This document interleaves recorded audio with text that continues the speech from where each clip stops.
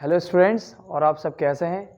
आज हम आपको जो चैप्टर पढ़ाने वाले हैं वह है मेटल और नॉन मेटल। ये टर्म्स 1 में जो पूछे जाने वाला चैप्टर है वो है chemical reaction equation, acid base और सॉल्ट, और मेटल और नॉन मेटल। हमने केमिकल रिएक्शन इक्वेशन आपको पढ़ा दिया है और एसिड बेस और सॉल्ट भी पढ़ा दिया है। आज ये लास्ट चैप्टर टर्म्स 1 का जिससे क्वेश्चन आएगा एग्ज़ाम में वह है मेटल और क्या है नॉन मेटल। हम एक इन शॉर्ट वीडियो बना रहे हैं मेटल और नॉन मेटल का, जिसमें इम्पॉर्टेंट थ्योरी या फिर इम्पॉर्टेंट कॉन्सेप्ट जो है वो सब आ जाएगा। इस वजह से आप इस पूरे लेक्चर को कंप्लीट देखिएगा ताकि जब कल इससे रिलेटेड जो भी सवाल आए एग्ज़ाम में उसको बनाने में आपको कोई भी दिक्कत और परेशानी ना हो। चलिए स्टार्ट करते हैं बिना देर किए हुए कि मेटल और नॉन मेटल। हाँ, अगर आप हमारे चैनल पर नए स्टूडेंट हैं तो प्लीज़ हमारे चैनल को सब्सक्राइब कर दीजिए और ये वीडियो ज़्यादा से ज़्यादा लोगों के बीच शेयर कीजिए। जितने सारे स्टूडेंट एग्ज़ाम दे रहे हैं इस बार उन सबको ये वीडियो शेयर कीजिए, उनके लिए बहुत हेल्पफुल रहेगा ये मेटल और नॉन मेटल का कॉन्सेप्ट जो हम आपको बता रहे हैं। तो चलिए सबसे पहले स्टार्ट करते हैं फिजिकल प्रॉपर्टीज़ ऑफ मेटल। सबसे पहले फिजिकल प्रॉपर्टीज़ ऑफ मेटल पढ़ते हैं। Metal are generally hard. ठीक है, मेटल क्या होता है, जनरली तौर पर हार्ड होता है। आप जानते हैं कि मेटल और मेटल के बीच जो बॉन्ड बनता है उसे आप मेटालिक बॉन्ड कहते हैं, और मेटालिक बॉन्ड बहुत ही स्ट्रांग होता है। हमने क्या बोला, मेटल और मेटल के बीच जो बॉन्ड बनता है उसे आप मेटालिक बॉन्ड कहते हैं, और मेटालिक बॉन्ड बहुत ही स्ट्रांग होता है, बहुत स्ट्रांग होता है, जिसकी वजह से मेटल क्या होता है, हार्ड होता है। या फिर आप दूसरा कॉन्सेप्ट ये ले सकते हैं कि ज़्यादातर मेटल क्या होता है, सॉलिड स्टेट में होता है, और सॉलिड का जो एटम होता है वो टाइटली पैक्ड होता है, इसलिए ज़्यादातर मेटल क्या है, हार्ड है।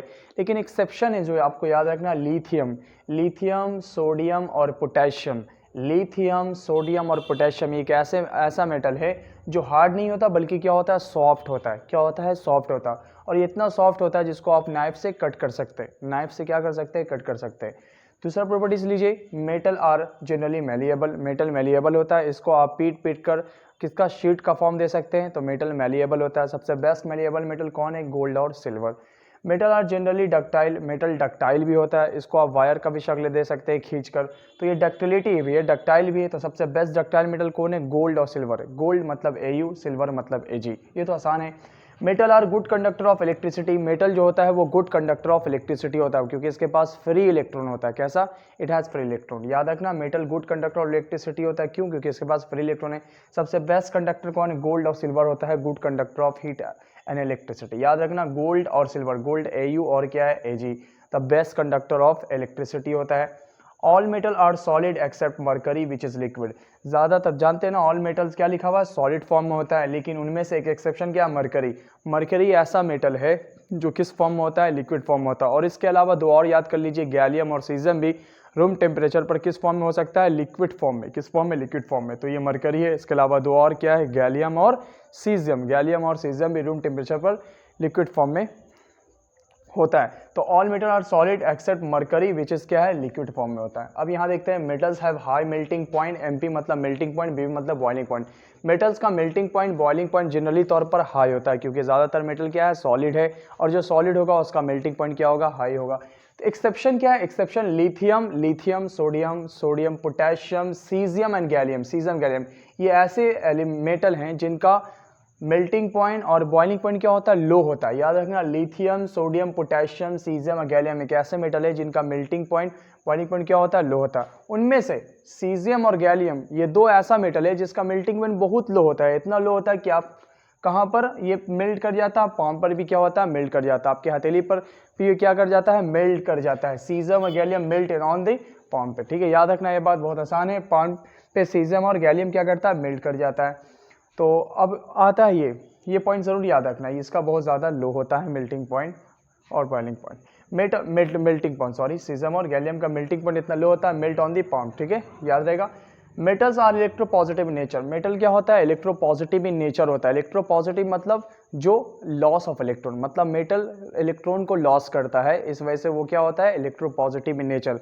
जो भी मेटल इलेक्ट्रॉन को लॉस करेगा वो कैसा होगा, इलेक्ट्रोपॉजिटिव इन नेचर। मतलब जो मेटल होगा उस पर पॉजिटिव चार्ज होगा, Na+, जैसे Mg2+, Al3+, मतलब इन सब पे पॉजिटिव चार्ज शो करता हुआ दिखाई देगा जो भी मेटल होगा, क्योंकि मेटल क्या है, इलेक्ट्रोपॉजिटिव इन नेचर। क्यों इलेक्ट्रोपॉजिटिव इन नेचर हुआ, क्योंकि इलेक्ट्रॉन को ये क्या करता है, लॉस करता है। Logically metal have high tensile strength, metal का टेंसाइल स्ट्रेंथ क्या होता है, ज़्यादा होता है। सबसे बेस्ट कौन है, आयरन। जानते हैं कंस्ट्रक्शन में, बिल्डिंग बनाने में किसका यूज़ करते हैं आप, रेलवे लाइन बनाने में किसका, आयरन का यूज़ करते हैं, क्योंकि आयरन का टेंसाइल स्ट्रेंथ क्या होता है, ज़्यादा होता है। तो ये था student physical properties of metal. अब हम लोग देखेंगे physical properties of non metal. ठीक है, कि हम लोग नॉन मेटल को समझते हैं। पहले हमने समझा था मेटल का फिजिकल प्रॉपर्टीज़, अब आता है नॉन मेटल का फिजिकल प्रॉपर्टीज़। सबसे पहला क्या है, non metal do not possess by any lustres. अब जानते हैं नॉन मेटल लश्यरस नहीं होता, लेकिन एक एक्सेप्शन है, आयोडीन। आयोडीन भी नॉन मेटल होता है, लेकिन ये लश्यर होता है। ठीक है, ऐसे नॉन मेटल लश्यर नहीं होता, उसमें लश्यरस वो उसमें चमक नहीं होती है, लेकिन एक आयोडीन नॉन ऐसा मेटल है जो लश्यरस होता है। ये एग्जाम में पूछा जा सकता है, याद रखना। नॉन मेटल लश्यरस नहीं होता है, लेकिन एक्सेप्शन क्या है, आयोडीन लश्यर होता है। They are soft and brittle. Non metal जो होता है वो सॉफ्ट होता है और ब्रिटल होता है। एक्सेप्शन डायमंड, क्योंकि डायमंड क्या होता है, हार्ड होता है। क्योंकि ये डायमंड भी क्या है, डायमंड है कार्बन का क्या एलोट्रॉप है, और कार्बन क्या है, नॉन मेटल। तो डायमंड भी क्या हुआ, नॉन मेटल। तो डायमंड भी नॉन मेटल है, लेकिन ये सॉफ्ट नहीं है, क्या है, हार्ड है। तो इसलिए एक्सेप्शन में आता है, ये डायमंड हार्ड हो गया। They are neither malleable and ductile, ना मेलिएबल होता है ना ये डक्टाइल होता है। They are bad conductor of heat and electricity. Non metal जो होता है वो बैड कंडक्टर होता है, किसका, हीट का और किसका, इलेक्ट्रिसिटी का, क्योंकि इसके पास कोई फ्री इलेक्ट्रॉन नहीं है। जिसके पास फ्री इलेक्ट्रॉन होता है वो गुड कंडक्टर ऑफ इलेक्ट्रिसिटी होता है। तो इसके पास फ्री इलेक्ट्रॉन नहीं है, इस वजह से bad conductor of heat and electricity. Exception graphite, graphite होता है गुड कंडक्टर। ग्रेफाइट भी नॉन मेटल है, ये होना चाहिए बैड कंडक्टर, लेकिन ये बैड कंडक्टर नहीं होता, ये क्या होता है, गुड कंडक्टर, क्योंकि इसके पास फ्री इलेक्ट्रॉन है। क्या है, फ्री इलेक्ट्रॉन। तो ग्रेफाइट एक्सेप्शन केस है, याद रखना, जो गुड कंडक्टर होता है, और ऐसे जो नॉन मेटल होता है वो क्या होता है, बैड कंडक्टर ऑफ इलेक्ट्रिसिटी होता है।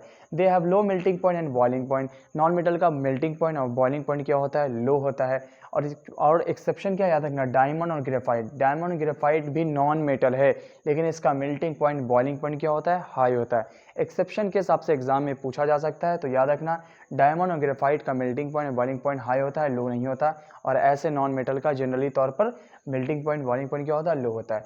दे हैव लो डेंसिटीज, इसका डेंसिटीज भी क्या होता है, लो होता है। Non metal are electronegative in nature, अभी बताया था metal electropositive in nature होता है, non metal electronegative in nature होता है। क्यों, क्योंकि नॉन मेटल गेन करता है इलेक्ट्रॉन को, क्या करता है, गेन करता है। जो भी नॉन मेटल इलेक्ट्रॉन को गेन करेगा, जो भी सब्सटेंस इलेक्ट्रॉन को गेन करता है, वो अपने नेचर में क्या होता है, इलेक्ट्रोनेगेटिव।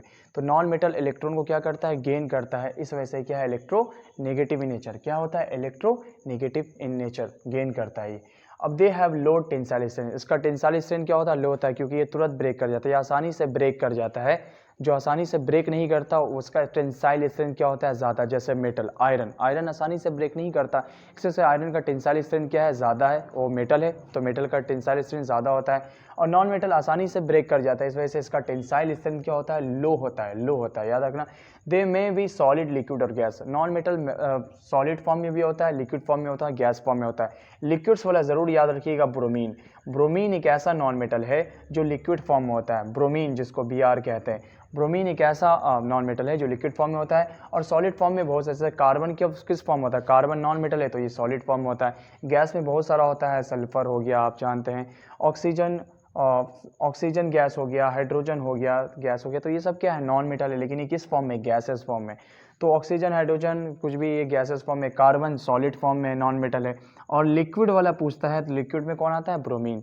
नॉन मेटल में जो लिक्विड फॉर्म में होता है वो ब्रोमीन होता है, जो सॉलिड फॉर्म में होता है वो कार्बन, और गैस में हाइड्रोजन, ऑक्सीजन, नाइट्रोजन वगैरह आप ले सकते हैं। ठीक है, अब हम लोग केमिकल प्रॉपर्टीज ऑफ मेटल पढ़ेंगे। ठीक है, तो हम लोग केमिकल प्रॉपर्टीज ऑफ मेटल पढ़ रहे हैं। सबसे पहले देखिए केमिकल प्रॉपर्टीज ऑफ मेटल में आप लोग क्या पढ़ते हैं, मेटल जब ऑक्सीजन के साथ रिएक्शन करता है क्या बनता है, मेटल ऑक्साइड। इनमें से दो एग्जांपल बहुत इंपॉर्टेंट है, वो है कॉपर। देखिए कॉपर होता है रेडिश ब्राउन, जब ये कॉपर ऑक्सीजन के प्रेजेंस बर्न होता है तो ब्लैक कलर का कंपाउंड बनाता है, जिसे आप कॉपर ऑक्साइड कहते हैं। ये बहुत इंपॉर्टेंट है, याद रखना। दूसरा क्या है, जब आयरन जो होता है ऑक्सीजन के साथ रिएक्शन करता है तो वो इस तरह से कंपाउंड बनाता है, FeO और Fe2O3। ये जो FeO है इसमें Fe का वैलेंसी 2 होता है, वैलेंसी 2 होता है, और Fe2O3 है जो इसमें Fe का वैलेंसी 3 होता है। तो इसको इस तरह से लिखा जाता है, ये आयरन है, आयरन का 2 और 3 का ऑक्साइड है ये। ठीक है, 2 किसकी वैलेंसी, FeO का, और Fe2O3 3 किसका वैलेंसी, Fe2O3 का। तो ये कंपाउंड याद रखना, जब Fe और ऑक्सीजन रिएक्ट करता है तो क्या बनाता है कंपाउंड, FeO Fe2O3 दोनों मिलाकर। अगर इन दोनों को मिला दें Fe और Fe2 क्या बन गया Fe3, O और O3 क्या बन गया O4, तो ये टोटल कंपाउंड क्या बना Fe3O4। मतलब जब आयरन को ऑक्सीजन साथ रिएक्शन करेंगे तो क्या बनेगा Fe3O4, जिसका नाम क्या होता है फेरोसोफेरिक ऑक्साइड। फेरोसोफेरिक ऑक्साइड जिसको आप कहते हैं मैग्नेटिक ऑक्साइड ऑफ आयरन, जिसको आप क्या कहते हैं मैग्नेटिक ऑक्साइड ऑफ आयरन। ये दो इंपॉर्टेंट है, इसको ज़रूर याद रखना आपको। अब यहाँ पे नोट एक पॉइंट कीजिएगा, sodium potassium lithium, sodium potassium lithium are kept in kerosene. ये केरोसिन तेल में रखा जाता है, किसमें केरोसिन में रखा जाता है। कौन कौन सा मेटल, सोडियम पोटेशियम लिथियम, क्योंकि ये हाई रिएक्टिव मेटल है। क्यों हाई रिएक्टिव, जब ये ऑक्सीजन के प्रेजेंस में आता है तो कैचेस फायर, क्या इसमें आग लग जाती है, आग लग जाएगा अगर ये ऑक्सीजन के प्रेजेंस में आएगा। तो इसको आग से आग ना लगे, इससे बचने के लिए, बर्न ना हो, जले नहीं, तो इसको बचने के लिए किस में डाला जाता है केरोसिन को। ठीक है, किस में डाला जाता है केरोसिन में डाला जाता है। किसको, sodium potassium lithium high reactive element है, ये ऑक्सीजन के प्रेजेंस में आने पर कैचेस फायर करता है। ठीक है, आग को पकड़ लेता है, आग पैदा कर देता है, जलने लगता है। समझ लीजिए कि ऑक्सीजन के प्रेजेंस में जैसे आएगा तो सोडियम जलने लगेगा, पोटेशियम जलने लगेगा, लिथियम जलने लगेगा। तो इस चीज़ से बचने के लिए इसको कहाँ रखा जाता है, केरोसिन में रखा जाता है। अब जो मेटल जो ऑक्साइड है, वो मेटल ऑक्साइड का नेचर सुनिए। ज़्यादातर मेटल ऑक्साइड क्या होता है, इनसॉल्युबल इन वाटर होता है। क्या होता है, insoluble in water. Metal oxide are insoluble in water होता है। ये पॉइंट बहुत इंपॉर्टेंट है, ज़रूर याद रखना है। मेटेलिक ऑक्साइड, जो मेटेलिक ऑक्साइड होता है वो बेसिक इन नेचर होता है। वो क्या होता है, बेसिक इन नेचर। मान लीजिए कोई मेटेलिक ऑक्साइड है, जैसे ZNO, अगर हम ले लेते हैं FeO, तो ये मेटेलिक ऑक्साइड है। तो मेटेलिक ऑक्साइड क्या होगा, बेसिक इन नेचर। CaO, ये भी मेटल है, मेटेलिक ऑक्साइड है, तो metallic oxide are basic in nature. और जो बेसिक इन नेचर होता है उसका pH वैल्यू 7 से क्या होगा, ज़्यादा। तो मेटेलिक ऑक्साइड का pH वैल्यू 7 से ज़्यादा होगा। क्यों, क्योंकि metallic oxide are basic in nature है, बेसिक इन नेचर। सब metallic oxide are amphoteric in nature. जो एम्फोथेरिक होता है, सब मेटेलिक ऑक्साइड क्या होता है, एम्फोथेरिक। एम्फोथेरिक इसको कहते हैं जो मेटेलिक ऑक्साइड एसिड के साथ भी रिएक्शन कर जाता है, बेस के साथ भी रिएक्शन कर जाता है। वो मेटेलिक ऑक्साइड जो एसिड के साथ भी रिएक्शन कर जाता है, बेस के साथ भी रिएक्शन कर जाता है, उसे आप एम्फोथेरिक ऑक्साइड कहते हैं। इसका एग्जांपल याद रखिए, ZNO एम्फोथेरिक ऑक्साइड होता है, Al2O3 एम्फोथेरिक ऑक्साइड होता है, BeO बेरिलियम ऑक्साइड, ये भी क्या होता है, एम्फोथेरिक इन नेचर होता है। अब हम रिएक्शन वाटर पे चढ़ते हैं। जब मेटल वाटर के साथ रिएक्शन करता है तो मेटल हाइड्रोक्साइड बनाता है और प्लस हाइड्रोजन गैस बनाता है। जब मेटल वाटर के साथ रिएक्शन करता है तो मेटल हाइड्रोक्साइड बनाता है और हाइड्रोजन गैस रिलीज करता है। जैसे potassium plus water, potassium hydroxide plus water, calcium plus hydrogen, calcium. याद रखना, कैल्शियम जो होता है जब वो वाटर के साथ रिएक्शन करता है तो वाटर के सरफेस पे ये फ्लोट करता है। याद रखना, कैल्शियम वाटर के सरफेस पे क्या करता है, फ्लोट करता है, क्योंकि कैल्शियम जब वाटर के साथ रिएक्शन करता है तो हाइड्रोजन गैस रिलीज होता है और हाइड्रोजन गैस चिपक जाता है कैल्शियम के सरफेस से, और हाइड्रोजन गैस बहुत हल्की गैस मानी जाती है। इस वजह से कैल्शियम भी वाटर भी क्या करता है, फ्लोट करता है। तो कैल्शियम वाटर में फ्लोट करता है, क्यों, क्योंकि इसमें हाइड्रोजन गैस क्या कर जाता है, चिपक जाता है। ठीक है, चिपकने की वजह से वो हाइड्रोजन गैस बहुत हल्का होता है। तो जब हाइड्रोजन गैस हल्का होता है तो उसे कैल्शियम को वाटर के ऊपर क्या करवाएगा, फ्लोट करवाएगा। ठीक है, मैग्नीशियम वाटर के साथ रिएक्शन करता है, लेकिन किस वाटर के साथ, हॉट वाटर के साथ। याद रखना, मैग्नीशियम किस वाटर के साथ रिएक्शन करवाता है, हॉट वाटर के साथ मैग्नीशियम का रिएक्शन होता है। ठीक है, मैग्नीशियम हाइड्रोक्साइड प्लस वाटर।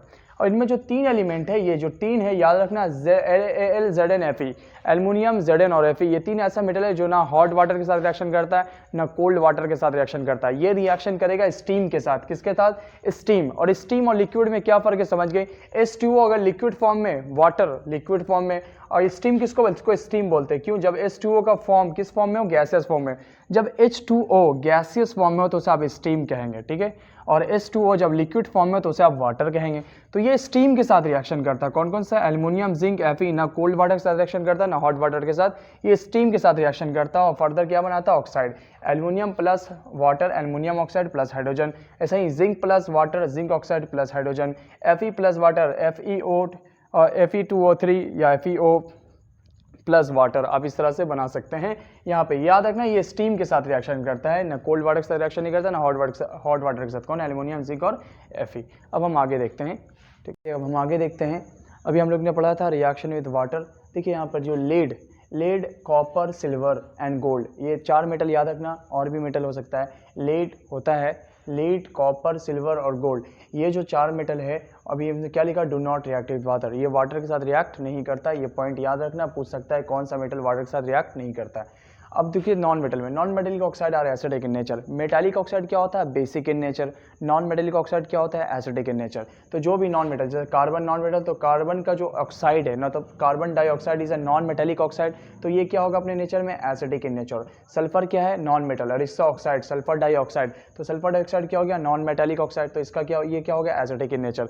तो जो भी नॉन मेटेलिक ऑक्साइड है, जैसे नॉन मेटल कार्बन, सल्फर भी क्या, नॉन मेटल, तो ये सब क्या है, नॉन मेटेलिक। नाइट्रोजन डाइऑक्साइड ये भी क्या है, नॉन मेटेलिक ऑक्साइड, तो ये क्योंकि नाइट्रोजन नॉन मेटल है, तो ये जो भी नॉन मेटेलिक ऑक्साइड होगा वो अपने नेचर में क्या होगा, एसिडिक। क्या होगा, एसिडिक, मतलब इसका पीएच वैल्यू क्या होगा, 7 से कम, पीएच वैल्यू 7 से कम होता है एसिड का।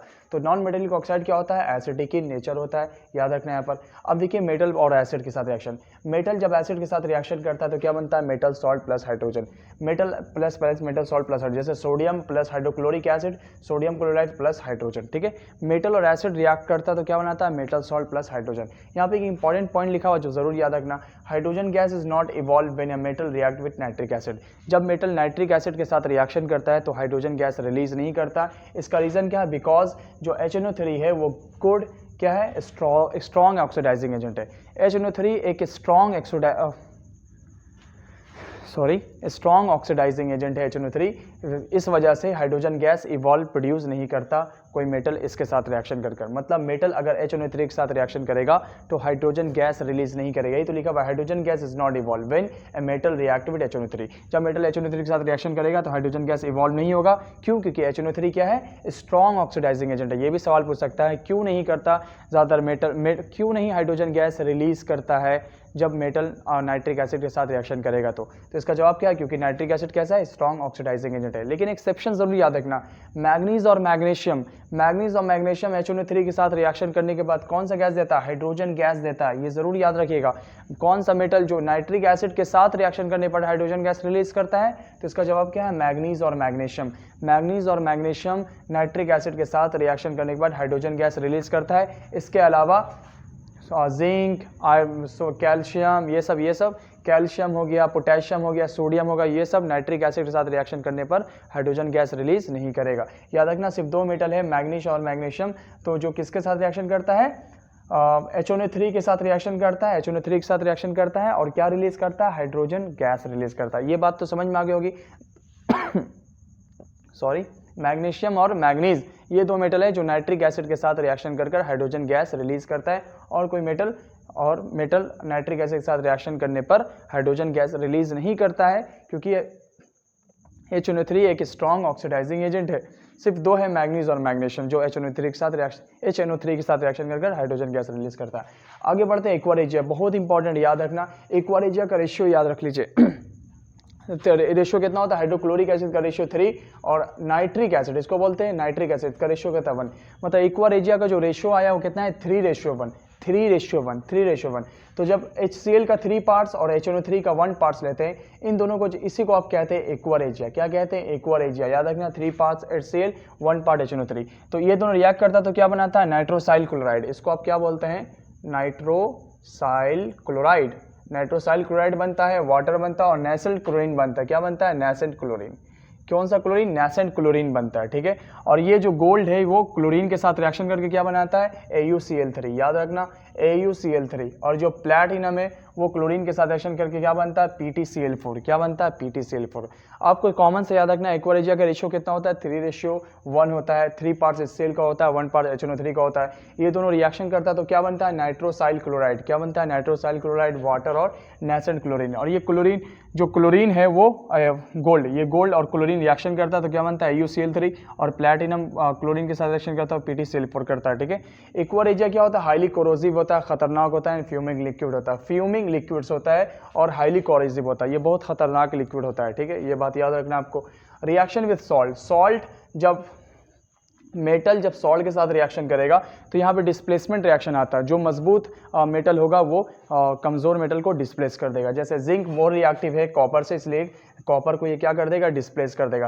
लेकिन जानते हैं कॉपर लेस रिएक्टिव है जिंक से, इसलिए जिंक को ये डिस्प्लेस नहीं कर पाएगा, इसलिए नो रिएक्शन। तो याद रखना यहाँ पे खेल है मजबूत और कमज़ोर का। जो मजबूत होगा वो कमज़ोर को डिस्प्लेस कर देगा। तो कॉपर जिंक को डिस्प्लेस नहीं कर सकता क्योंकि कॉपर कमज़ोर है किसके सामने, जिंक के सामने, इसलिए नो रिएक्शन। रिएक्टिविटी सीरीज अगर लिखना चाहे तो लिख लीजिएगा। सबसे ऊपर पोटेशियम होता है, फिर सोडियम, फिर कैल्शियम, फिर मैग्नीशियम, फिर aluminium, zinc, iron, lead, hydrogen, copper, Ag, Ag और Au। ये एग्जाम के लिए काफ़ी और भी वेरिएशन होता है इस रिएक्टिविटी सीरीज में, याद रखना, लेकिन एग्जाम के लिए आप ये ऑर्डर याद कर लेना है, ठीक है। आपको सोडियम पोटेशियम ये जो ऑर्डर है, ठीक है, समझ में आ गया। क्या बताइए, ये रिएक्शन होगा Zn प्लस FeSO4?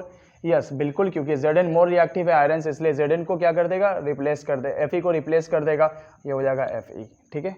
तो इस तरह से सॉल्ट का भी आप रिएक्शन करते हैं कि अब हम लोग जो पढ़ने वाले हुए आयोनिक कंपाउंड पढ़ने वाले हैं। आयोनिक कंपाउंड मतलब आयोनिक बॉन्ड।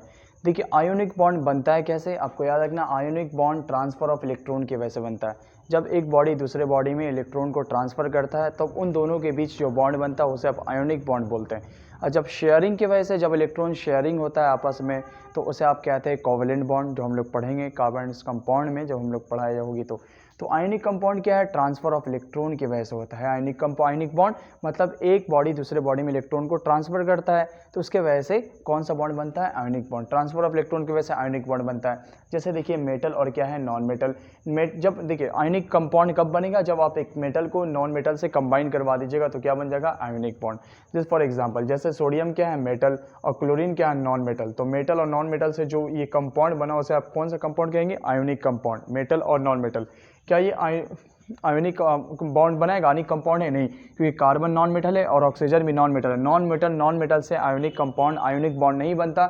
आयोनिक बॉन्ड कब बनता है, मेटल और नॉन मेटल से, याद रखना, मेटल और नॉन मेटल से। जैसे MgO, क्या ये आयोनिक बॉन्ड बनाएगा, यस बनाएगा, क्योंकि ये मैग्नीशियम मेटल है, ऑक्सीजन नॉन मेटल है।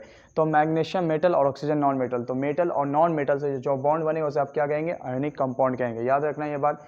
तो NaCl और क्या है, HgO, ये क्या है, आयोनिक कंपाउंड बनाएगा, समझ गए आप। जैसे Na2O, ये कैसा बॉन्ड बनाएगा, आयोनिक कंपाउंड बनाएगा, क्यों, क्योंकि ये सोडियम और क्या है, और यहाँ पे मेटल और क्या है, नॉन मेटल, ये भी क्या बनेगा, आयोनिक कंपाउंड बनाएगा, ये बात याद रखना। प्लस ये भी कौन सा बॉन्ड बनाएगा, आयोनिक बॉन्ड होगा। हाइड्रोजन प्लस चार्ज होता है, क्लोरीन माइनस चार्ज होता है, याद रखना। प्लस और माइनस के बीच जो, क्योंकि मेटल क्या है, इलेक्ट्रोपॉजिटिव, तो ये प्लस चार्ज होगा, नॉन मेटल क्या है, इलेक्ट्रोनेगेटिव, तो ये माइनस चार्ज होगा। तो प्लस और माइनस के बीच जो भी बॉन्ड बनता है उसे आप क्या कहते हैं, आयोनिक बॉन्ड कहते हैं। क्या कहते हैं, आयोनिक बॉन्ड।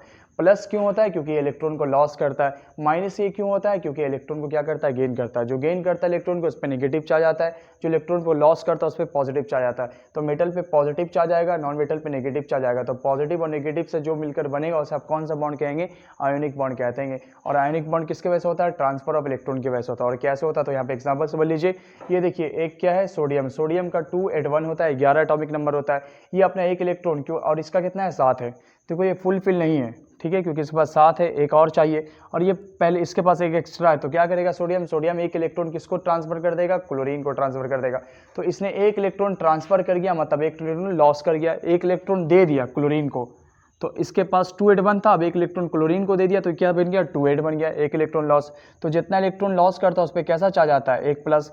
अगर एक लॉस किया तो 1 प्लस, 2 लॉस करता तो 2 प्लस। तो सोडियम ने 1 लॉस किया इसलिए 1 प्लस चार्ज। क्लोरीन पहले से कितना था, 7 था, लेकिन एक सोडियम से ट्रांसफर हो गया इलेक्ट्रॉन क्लोरीन में, तो अब कितना हो गया, 2 2 4 2 6 2 8 हो गया। अब ये क्या हो गया, 288 हो गया। पहले 287 था, लेकिन अब एक इलेक्ट्रॉन सोडियम से लेने पर ये क्या हो गया, 288। तो इसने इलेक्ट्रॉन को लिया है, मतलब इसने क्या किया, गेन किया। अगर गेन किया तो नेगेटिव चार्ज, और सोडियम लॉस किया था क्योंकि दे दिया था इसने। जब दिया, देखिए अब ये सोडियम है, सोडियम क्या है, मेटल है। मेटल क्या करता है, इलेक्ट्रॉन को लॉस करता है। तो इसके पास एक इलेक्ट्रॉन एक्स्ट्रा है, तो ये एक इलेक्ट्रॉन किसको दे देगा, क्लोरीन को दे देगा। तो ये 281 से क्या बन गया, 28। तो एक इलेक्ट्रॉन लॉस किया, स्पेशली लॉस जो जितना लॉस करता है उस पर उतना पॉजिटिव चार्ज आता है। तो सोडियम ने एक इलेक्ट्रॉन लॉस किया, इस पर एक पॉजिटिव चार्ज। देखिए क्लोरीन पे पहले क्या था, 287, एक इलेक्ट्रॉन किससे ले लिया, इससे सोडियम से। अब ये क्या बन जाएगा, 288। पहले 7 था, अब 8 हो गया, क्योंकि एक इलेक्ट्रॉन गेन किया। इसने किसने गेन किया, क्लोरीन ने। इस पर कैसा चार्ज, नेगेटिव। जो जितना गेन करता है उस पर उतना नेगेटिव चार्ज आता है। तो प्लस और माइनस के बीच क्या होगा, अट्रैक्शन फोर्स, इलेक्ट्रोस्टैटिक अट्रैक्शन। तो प्लस तो Na, और क्या हो गया, सेल, क्या बन जाएगा, NaCl। तो इस तरह से आप बनाते हैं क्या, आयोनिक बॉन्ड। यहाँ पे देखिए ट्रांसफर ऑफ इलेक्ट्रॉन हो रहा है, सोडियम ने ट्रांसफर कर दिया इलेक्ट्रॉन को, किसको, क्लोरीन को। तो ट्रांसफर ऑफ इलेक्ट्रॉन की वजह से क्या बनता है, आयोनिक कंपाउंड बनता है। क्लियर। अब आता है properties of ionic compound. Properties of ionic compound क्या है, फिजिकल एक्सटेंट। आयोनिक कंपाउंड क्या होता है, सॉलिड होता है, जनरली सॉलिड होता है, मतलब क्रिस्टल फॉर्म में होता है। ये तो बहुत आसान है। आयोनिक फॉर्म क्या होता है, क्योंकि उसके बीच में फोर्स ऑफ अट्रैक्शन बहुत मजबूत होता है, जिसके बीच फोर्स ऑफ अट्रैक्शन बहुत मजबूत होता है है वो क्या होता है, सॉलिड होता है। तो ये क्रिस्टल सॉलिड होता है। दूसरा क्या है, मेल्टिंग पॉइंट और boiling point are very high. किसका, आयोनिक बॉन्ड का मेल्टिंग पॉइंट बॉइलिंग पॉइंट क्या होता है, बहुत हाई होता है। क्यों, because strong force of attraction, भी बताया, क्योंकि इसके अंदर जो होता है चार्ज और चार्ज के बीच अट्रैक्शन फोर्स बहुत मजबूत होता है, जिसकी वजह से इसका मेल्टिंग पॉइंट बॉइलिंग पॉइंट क्या होता है, हाई होता है। तो आयोनिक बॉन्ड का मेल्टिंग पॉइंट बॉइलिंग पॉइंट क्या होता है, वेरी हाई होता है, because strong force of attraction. Solubility की बात करें तो solubility in water, ionic compound क्या होता है, वाटर के अंदर क्या होता है, सॉल्युबल होता है। और इनसॉल्युबल कहाँ होता है, सॉल्वेंट। उसके सॉल्वेंट में, केरोसिन में, पेट्रोल में आयोनिक कंपाउंड क्या होता है, इनसॉल्युबल होता है। और सॉल्युबल कहाँ होता है, वाटर के अंदर होता है, वाटर के अंदर सॉल्युबल होता है। और इनसॉल्युबल केरोसिन, पेट्रोल में। आयोनिक कंपाउंड जो होता है वो गुड कंडक्टर होता है एक्वस सॉल्यूशन में, ये बहुत इंपॉर्टेंट याद रखना। एक्वस सॉल्यूशन में और एज मोल्टेन स्टेट में क्या होता है, गुड कंडक्टर। एक्वस सॉल्यूशन कह दो या मोल्टेन स्टेट कह दो, उसमें आयोनिक कंपाउंड क्या होगा, गुड कंडक्टर होगा, मतलब कंडक्टर का काम करेगा। और जो सॉलिड में क्या होता है, सॉलिड में ये गुड कंडक्टर नहीं होता बल्कि बैड कंडक्टर होता है, not in a solid state. याद रखना, आयोनिक कंपाउंड सॉलिड स्टेट में क्या होता है, बैड कंडक्टर होता है। और मोल्टेन स्टेट में और एक्वस सॉल्यूशन में क्या होता है, गुड कंडक्टर होता है, क्योंकि इसके पास फ्री इलेक्ट्रॉन आ जाता है। ठीक है, एक्वस सॉल्यूशन में और मोल्टेन स्टेट में क्या होता है, फ्री इलेक्ट्रॉन फ्रीली मूव करता है, जिसका आयोनिक कंपाउंड गुड कंडक्टर होता है। और सॉलिड स्टेट में ये गुड कंडक्टर नहीं होता। ये बहुत इंपॉर्टेंट याद रखना। मोल्टेन स्टेट और एक्वस सॉल्यूशन में आयोनिक कंपाउंड क्या होता है, गुड कंडक्टर होता है, और सॉलिड स्टेट में गुड कंडक्टर नहीं होता, क्योंकि एक्वस सॉल्यूशन मोल्टेन स्टेट में इलेक्ट्रॉन क्या होता है, फ्रीली मूव करता है। ठीक है, अब आता है सॉल्युबिलिटी, तो समझ गया आप melting point boiling point high क्यों होता है, क्योंकि इसमें फोर्स ऑफ अट्रैक्शन बहुत ज़्यादा है। चार्ज और चार्ज के बीच जो अट्रैक्शन फोर्स लगता है उसे आप कहते हैं इलेक्ट्रोस्टैटिक फोर्स ऑफ अट्रैक्शन। ये बहुत मजबूत अट्रैक्शन है, जिसके वजह से इसका मेल्टिंग पॉइंट बॉइलिंग पॉइंट ज़्यादा होता है। और ये क्रिस्टल क्या होता है, सॉलिड होता है। ठीक है, और ये इलेक्ट्रॉन के ट्रांसफर की वजह से आयोनिक कंपाउंड बनता है। अभी हमने बताया सोडियम ट्रांसफर कर दिया इलेक्ट्रॉन को, किसको, क्लोरीन को ट्रांसफर किया। इस ट्रांसफर करने की वजह से इस पर एक लॉस किया, इसलिए प्लस चार्ज आया, इसने गेन किया इसलिए माइनस चार्ज आया, और प्लस और माइनस की बजाय अट्रैक्शन हो गया, बन गया NaCl। तो इस तरह से आपका मेटल और नॉन मेटल क्या होता है, कंप्लीट होता है। अगर आपको ये वीडियो बहुत अच्छी लगी तो ज़रूर आप लोगों को ज़्यादा से ज़्यादा इस वीडियो को शेयर करें, लाइक करें, कमेंट्स करें, और लोगों को ज़रूर बताएं इस चैनल के बारे में। ये बहुत हेल्पफुल चैनल है आपके लिए, बहुत ज़बरदस्त कंटेंट और कॉन्सेप्ट है आपको मिलता है इस चैनल पर। जो भी आप कंपटीशन की तैयारी कर रहे हैं, जैसे आप IIT की तैयारी कर रहे हैं, मेडिकल तैयारी कर रहे हैं, या 9-10 की कोई कंपटीशन की तैयारी कर रहे हैं, तो इस चैनल को ज़रूर सब्सक्राइब करके रखें, क्योंकि इसमें इस चैनल पर बहुत अच्छा कंटेंट और कॉन्सेप्ट अपलोड किया जाता है, पढ़ाया जाता है वगैरह। ठीक है, तो ज़रूर हमारे चैनल को आप शेयर करें, लाइक करें, सब्सक्राइब करें, और कमेंट्स करना ना भूलें अगर आपको अच्छे लगे तो। ठीक है।